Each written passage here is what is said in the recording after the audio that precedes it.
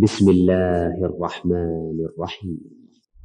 الحمد لله رب العالمين، الصلاة والسلام على أشرف الأنبياء والمرسلين نبينا محمد وعلى آله وصحبه والتابعين، ثم ما بعد.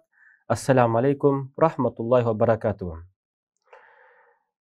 İnşallah bizim öte turgan emki kitabız İbn Qayyim el-Jawziyanın Ad-Da ve Dava. Dart jana dawa. Мындайча айтканда, оору жана шыпа. Дарт жана dawa деген китебинен өтөбүз. Негизинен من حديث أبي هريرة رضي الله عنه صحيح البخاري деген хадис Абу Хурайрадан айткан. Пайгамбар алейхиссалату вассалам: "Ма анзала Аллаху да илля анзала лаху шифа." Аллах эмне гана дартты чүрбөсүн, аны менен кошо шыпасын чүргөн дейт. Жана Муслим хадисинде, хадис Джабир радиаллаху анхудан келген, Каля Расулуллахи саллаллаху алейхи вассалам, пайгамбар алейхиссалату вассалам айтты дейт: "Ликулли да дава." Ар дартка дава бар. Фаида усиба да дава бара биизниллах. Мындайча айтканда, ким дарт менен дартка кабыл алып калган болсо, Аллах субхану ва тааля ошого дава берсе, Аллахтын урсаты менен ал шыпа табат дейт. Демек, дарт жана дава. Дегеле ошол дарт жөнүндө кененирээк маселени карабыз.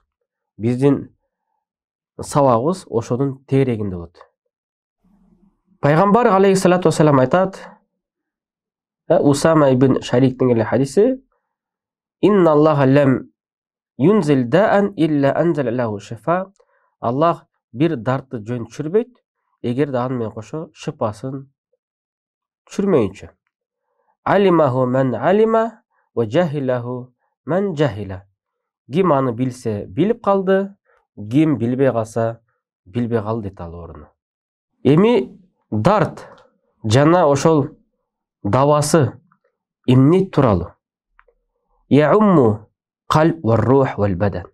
Дарт өзүнө камтыйт жүрөк ооруларын, руханий ооруларды жана дене ооруларын. Жана биздин маселебиз жүрөк оорулары, руханий оорулар жана дене оорулар. Жана ошолорго дава жөнүндө шейх айтып жатат. Пайгамбар алейхиссалату вассалам айткан, мисалы руханий илимсиздик оорул жөнүндө. Жа'ала наби саллаллаху алейхи вассалам ал-жахла даан. Надандыкты, Аллахтын шариятын билбегендикти пайгамбар алейхиссалату вассалам буну дарт деп эсептеген дейт.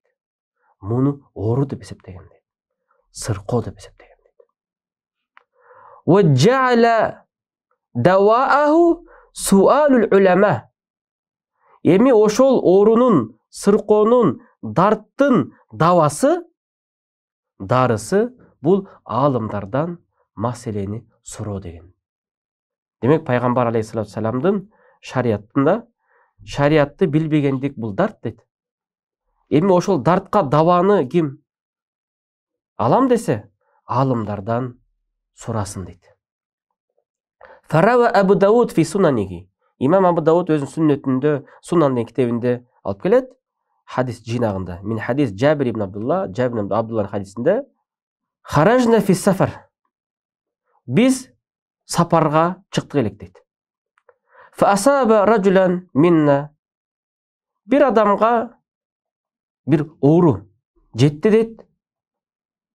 Ал башында бир оору болду дейт. Башында бир жөрх, жанакындай жарадар болду дейт. Сумма ихталама.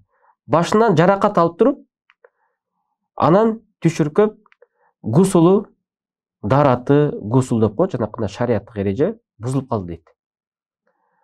Анан кийин ал эрте турганда фасаала асхаба, өзүнүн жора жолдошторун сурады дейт. Faqala hal tajiduna li rukhsatan fi tayammum? Мен таяммум алғанға мага бир уруксат бербейсиңерби? Мен башыма жанакындай жаракат алдым, башымды жарып алдым. Анан гусул ала турган болсом, ооруп калбаймынбы? Ошол менен өлгөнгө дуушар болуп калбаймынбы? Мага бир фатва чыгарып бергиле деди. Қалу ма наджид лака рухсатан. Сахабалар айтты дейт, ошол жанында достор айтты дейт. Биз сага андай уруксат таппайбыз. Ва анта тaqdiru алал ма. Сен суу менен дарат алганга, гусул алганга кудуретиң жетеби? Жетет. Фактасил, гусул ал деди. Ал гусул алган менен бир убакыттан кийин кайтыш болду дейт. Фамата. Фаламма qadimna ala Rasul, Rasulullah sallallahu aleyhi ve sellem, ошол Жабир айтат, Жабир Абдулла, ошентип пайгамбарыбызга биз келдик дейт сапардан. Жанакындай сапар деген бул ошолордун сапары, алар ошондой газаватка жөнөтөт эле. Аны ошактан жарадар болгондун окуясы. Ахбара бидалика фaqala. Пайгамбар саллаллаху алейхи ва саллям ошону кабарлашканда пайгамбар айткан, аны өлтүрүшкөн турбайбы дейт. Алла саалу из лам я'ламу. Өздөрү билишпесе сурашпайт беле бул маселени. Билбей туруп эмне ошондой өкүм чыгарып коюшту. Фа иннама шифа ал-ай ас-суал. Иннама кана якфихи ай ятаяммам. Пайгамбар айтат, чыныгы шыпа билбеген адамдыкы бул сураганда ошол билбеген нерсени дартына даба алмак дейт, билим алмак. Ага таяммум алган эле жетиштүү болгон дейт пайгамбар. Мынаки, ал адамды биз кандай абалга чүрүп жаттык? Демек, кээ бир адамдар билбей өкүм чыгарып салат дагы бир адамдын өлүмүнө же бир адамдын чоң бир балесине себепкер болуп калышы мүмкүн. Андыктан фа ахбара ал-жахла да ва анна шифауху суал. Бул хадистен алынып Ибн Кайым айтат. Демек пайгамбарыбыз надандыкты, билбегендикти дартты дейт пайгамбарыбыз. Ал эми алымдардан сурагандыкты шыпа деди. Келиңиздер, ар бирибиз өзүбүздүн үй бүлөбүздө, туугандарыбызда, арабызда бизди бирөө, сиздерди бирөө алым, сиздерди бирөө динди билген деп эсептешет. Анан сиздерден бир маселени сураса, сиздер өкүм чыгара бербеңиздер. Алымдардан сурап туруп анан өкүмдү айтыңыздар. Балким ошол адамдын жашоосуна чоң бир залака кылып коюшу мүмкүнсүз. Андыктан билбегендик бул өзү дарт дейт. Ал эми алымдардан сурагандык бул даба дейт. Жана Куран өзү шыпа. Нуназзилу минал Кур'ани ма хува шифа ва рахмату лил муъминин. Курандан биз түшүрөбүз аяттарды. Ал аяттар шыпа жана момундар үчүн мээримдүүлүк дейт. Кандай? Бүт жагынан. Денеге дагы шыпа болот. Руханий дагы шыпа алабыз. Жана жүрөгүбүзгө да шыпа табабыз. Жин оорусуна дагы айтор Куранда бүт жагынан шыпа табылат. Фа иннал Кур'ан куллуху шифа. Куранын бүт жагы шыпа. Бүт жагы шыпа деген сөз менен Куранды окусак дагы, Куранды жаттасак дагы, Куран менен жашасак дагы дене дартына, жүрөк дартына, руханий дартка дагы Куран даба болуп эсептелет. Фа хува шифа лил кулуб мин да'джахл. Куран жүрөктөрдүн шыпасы, надандыктын дартына дейт. Ва шак ва райб. Жана анын шек күмөндүгүнө. Пайгамбар айтат, алымдар айтат, фалам юназзилуллаху субханаху минас сама шифа кат амма вала анфа вала а'зам вала анжа фи изалати да минал Кур'ан. Аллах субхана ва таала Курандан дагы өткөн элдерге шыпа, элдерге пайда, элдерге улуу жакшылык болгон Курандан да өткөн нерсени чүргөн эмес дейт. Аллах Куранды чүрдү. Жана билесиздер, хадис Аби Саидтин хадисинен сахабалар бир жерге барышты эле, ал жерден тамак сурашты эле, тамак бербей коюшту эле. Андан кийин алардын кожоюну ошол жердин ооруп калды эле, чаян чагып. Анан кийин сурашты, араңардан дем салуучу барбы деп. Анан кийин бир сахаба чыгып, мен дем салып берем деди. Бул хадис Бухариде.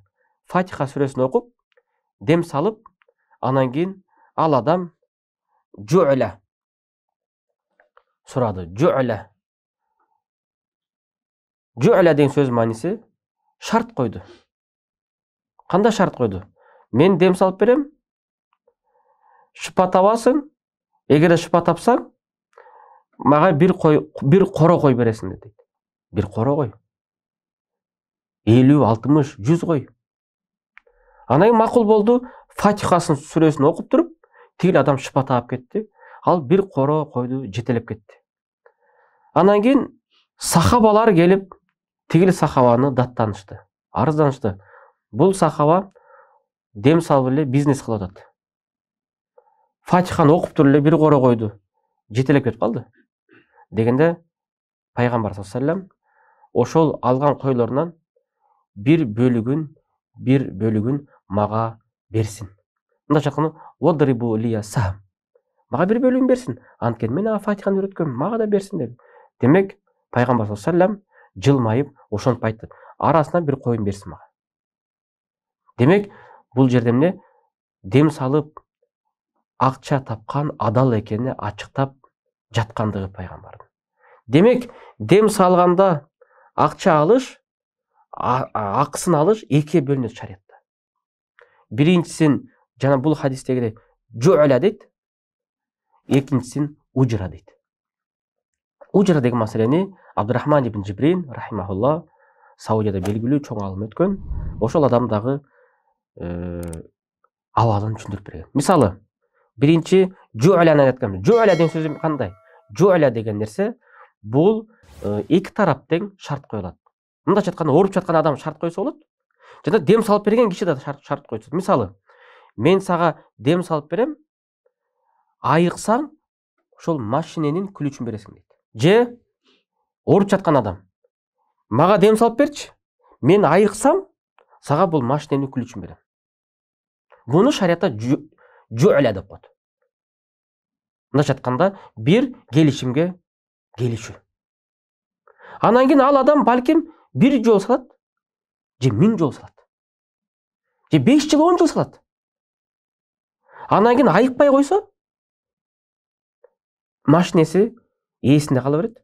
Тигил ушунча жол салып туруп, эчтегеси жок кете берет.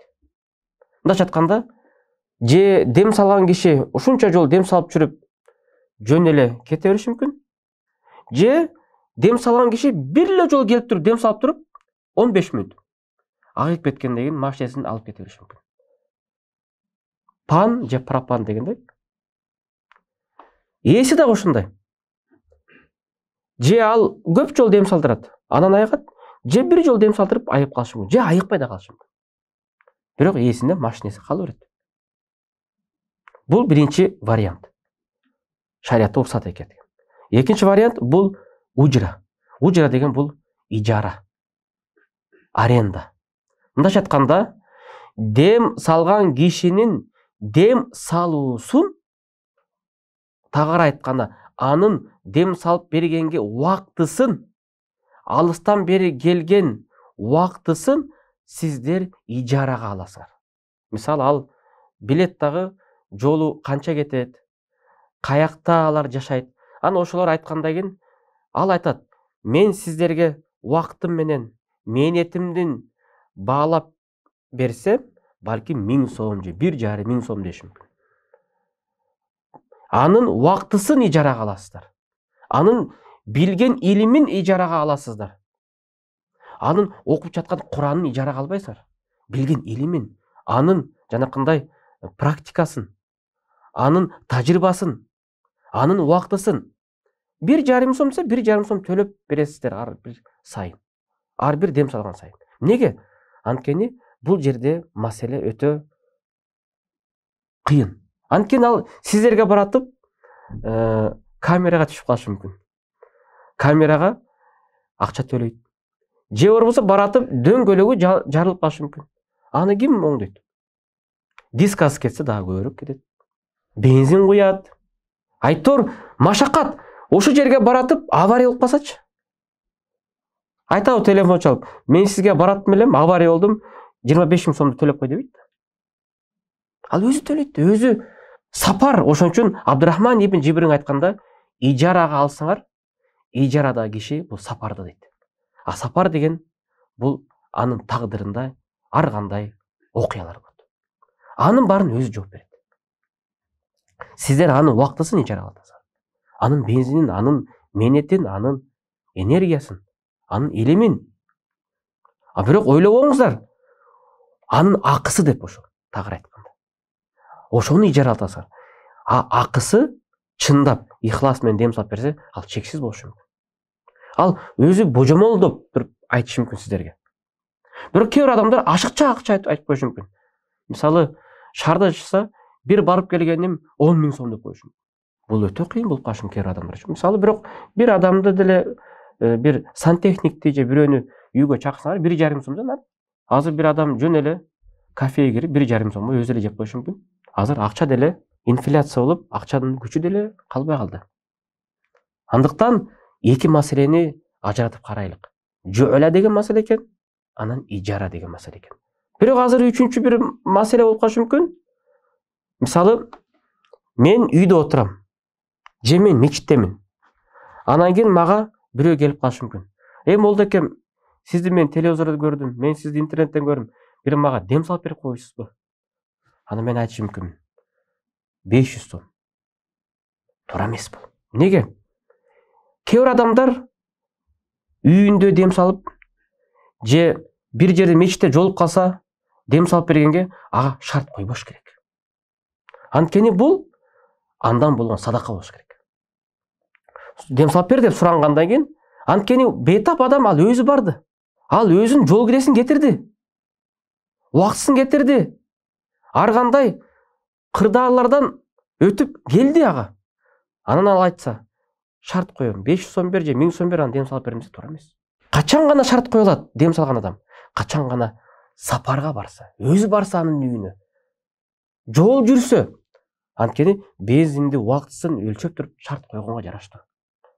Ошон үчүн пайгамбар айткан, ким бир туугана жаран бергенге мүмкүнчүлүк болсо жаран берсин деген. Ана мен жөн эле мечитте отурсам, бирөө келип дем салып бер деп койсо, дем салып бергениме мен акы талап кылбаш керек. Мен көңүлүмөн жаран бериш керек.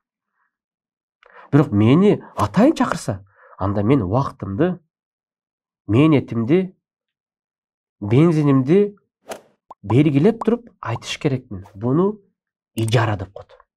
Анан дагы кененирээк бул маселени кийин суроо жооптордо дагы кененирээк талкууга алабыз. Ушул пайгамбар айткан, кат асабтум иктасиму вадрибу ли маакум сахма. Ошол сахаба айдап кеткен койлордон бир койду мага берле деп ачкан. Сахм деген сөз мааниси жанакындай сахаба тапкан койлорду ар бирин бөлүп туруп, ар бирин бирден жаа деп коет да. Ар бирин бирден жаага бөлсө, мисалы 7 жаага бөлсө, 7 жаага ар биринен кой чыгарып туруп бөлүп коюшса, ошон бир жаасын мага берле деген экен пайгамбарыбыз. Аллах субхана ва тааля берекесин берсин, туура түшүнүк берсин.